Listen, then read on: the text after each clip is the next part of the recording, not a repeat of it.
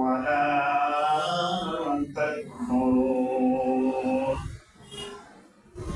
وقال تعالى في شان حبيبه آية مخبرا وآمرا إن الله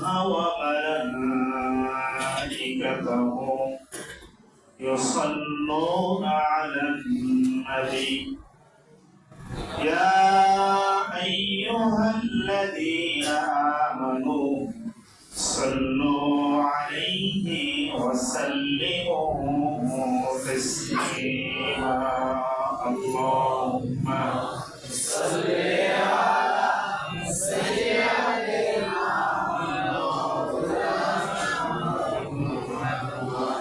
وعلى آله سيدنا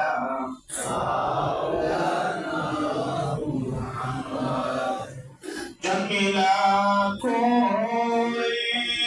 কোশ কোলে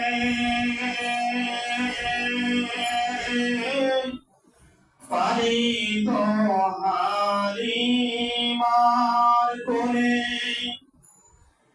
চরণ সাগর বন জঙ্গলে তুমি বৈজ্ঞানিকের মূল, তুমি কোন কারণের ফল। আল্লাহুম্মা সাল্লি আলা সাইয়্যিদিনা মাওলানা মুহাম্মদ ওয়া আলা আলিহি সাইয়্যিদিনা মাওলানা মুহাম্মদ। যে আল্লাহ তাআলা আমাদেরকে আজকের এই বরকতপূর্ণ দিনে আল্লাহর এই জমিনের শ্রেষ্ঠ জায়গা মসজিদের আঙ্গিনায়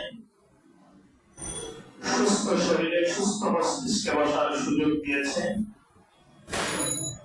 সে আল্লাহ তাআলার শানে আমরা সবাই কালিমাতুশ শুকর আদায় করছি, সবাই করছি আলহামদুলিল্লাহ। দরুদ সালাম পেশ করছি আল্লাহ তাআলার সৃষ্টির প্রধান আকর্ষণ বিশ্ব সভার সভাপতি নবী কুল শিরোমণি নবী মুহাম্মদ রাসূলুল্লাহর শানে আমরা সবাই প্রাণ খুলে পড়ছি সাল্লাল্লাহু আলাইহি ওয়াসাল্লাম।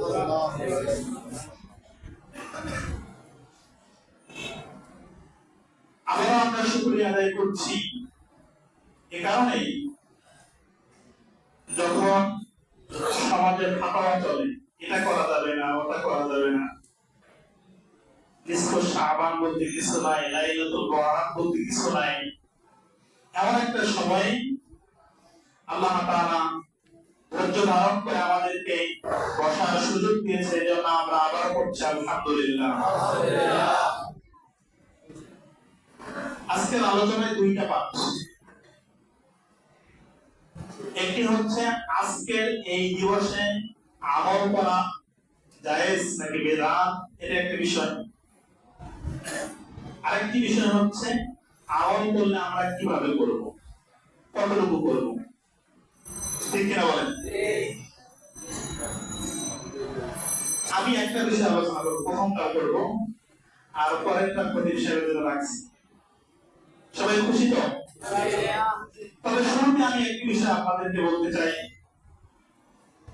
এই বিশাল মাজলিসে কোরআন থেকে সুন্নাহ থেকে আলোচনা করবার জন্য যে ধরনের ইলমি যোগ্যতা প্রয়োজন, যে ধরনের তাকওয়া প্রয়োজন, যে ধরনের তাদরিব প্রয়োজন, বিশ্বাস করুন আমার মধ্যে তা নাই।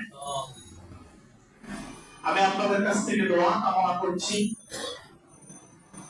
আপনারা যদি দোয়া করেন তাহলে আমার বিশ্বাস আল্লাহ তাআলা এই গোলামের উপর রহমত নাযিল করবেন।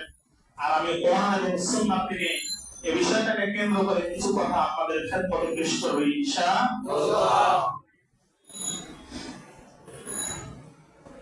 আমি আপনাদের সামনে সূরাতুল বাকারা থেকে 152 নম্বর আয়াতে কারিমা তেলাওয়াত করেছি।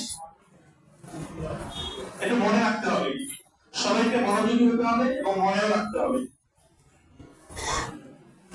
সূরাতুল বাকারা থেকে 152 নম্বর আয়াত আমি আপনাদের সামনে তেলাওয়াত করেছি।